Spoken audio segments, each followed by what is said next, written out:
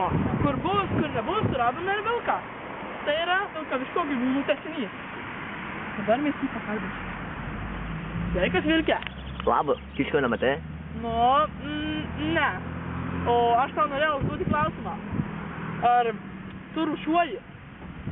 Jo, kiškius. O ar rūšiuoji, nu, ta prasme, šiukšles, kurios mėtosi gatvėse, tarkim, popierius, stiklas, plastikas ir panašiai? Nu ne, tik tai žinai, kai būna kiškių ausys, žandai visokie. O mažu norėtai padėti žmonėms ir mažu gautai atlygį? O gal ne, gal aš geriau kiškius pagaudysiu. O jeigu tu, tarkim, rūšiuotai ir tau žmonės duotų tų kiškių, tai tu ką tada darytai? Vis gaudyčiau kiškius.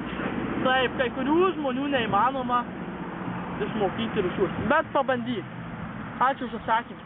Vis. Dava.